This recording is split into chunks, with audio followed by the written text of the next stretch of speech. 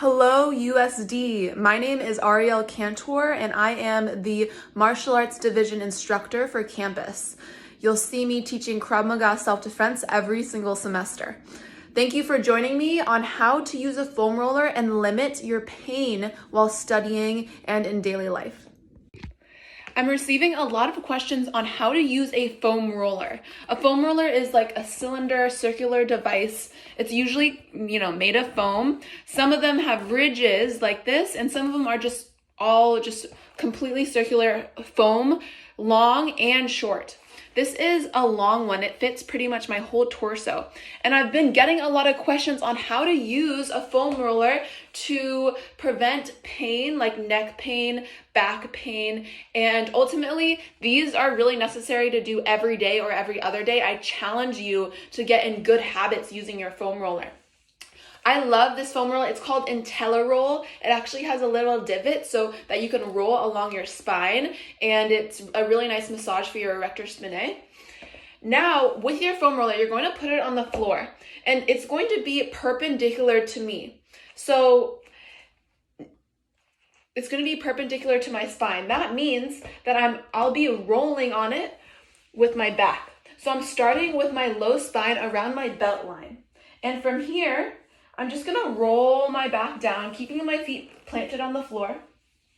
From here, my hands are off the floor and all my weight is on this foam roller, on my upper back. And from here, you can foam roll your spine here. It doesn't matter whether or not your foam roller has curves in it. You can, wherever you feel like there's tension, you're gonna foam roll. And when you find a good spot, you'll just wait till that tension dissipates a little bit, and then you'll keep it moving. Now, a great spot is when you have this foam roller perpendicular to you. So it's perpendicular to your spine.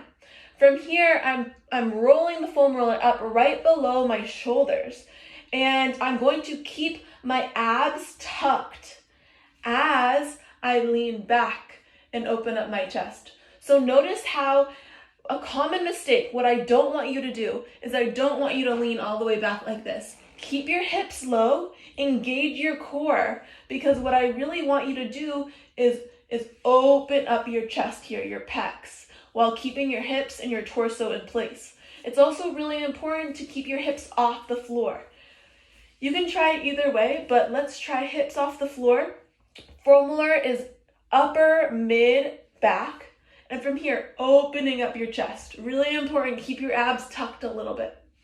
Next foam roll that I love is a vertical parallel foam roll. So this foam roller is now positioned along my spine. So it's along my spine. Ideally, this foam roller starts around my belt line, my hip, and then it goes all the way up to my neck if you can. If you don't have that neck support, or if your foam roller is short, I would honestly give yourself some neck support right here. Now, when you're in this position, your spine is nice and supported. Now I'm actually going to open up my elbows, open up my chest, maybe even extend my arms long. But from here, I'm really expanding my chest. I'm opening up my posture. And this is so important because honestly, I'm so sure that we're all sitting at a desk every single day, looking at our phone every single day, and this is so important to open up our pecs and expand our posture. If you haven't heard of power pose, if you haven't listened to that TED Talk, that is day one what I assign students. So that's so important for self-defense, for nonverbal communication, and honestly for just like your own life every single day. So look up TED Talk. That will really force you to expand your chest, open up your chest. Sitting in this power pose really increases testosterone, decreases cortisol levels, and overall gives you more confidence and gives people who are viewing you more, they view you as an authority. So TED Talk, power pose, okay? Now from here, the last stretch. Now I'm angling this foam roller. So now it is angled. I'm about to put this on my glutes. We're all sitting. We need to stretch more. So what I'm gonna do is I'm adjusting the foam roller. So And from here, I'm gonna sit on the edge, just this edge of the foam roller. The edge of the foam roller is sitting on my lateral glute, the side of my glute. It's just one glute, one glute. From here, I just sat on a trigger point, so I'm gonna wait until that tension in that muscle dissipates. And from here, I want you to open up your chest, open posture as you foam roll. Once that, let's say that knot or that trigger point, once that tension dissipates a little bit, you're sitting on it, let it dissipate. From there, take that same leg. So if it's your right glute, take your right leg, and I'll have you open up your knee.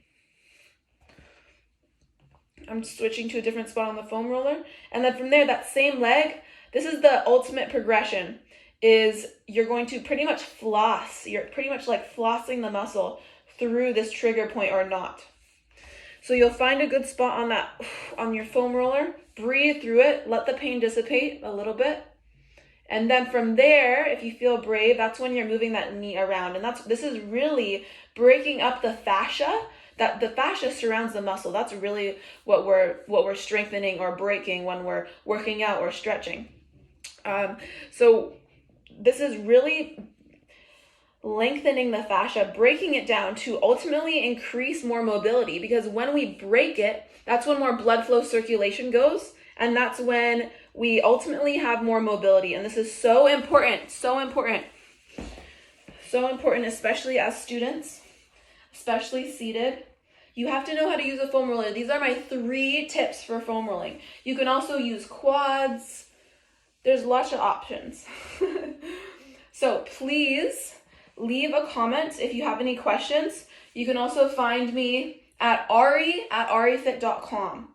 ari@arifit.com. If you have any questions about this video, you can send me an email, ari@arifit.com. Thank you so much for watching. Let me know what other tips you want with a foam roller or just pain prevention tips in general.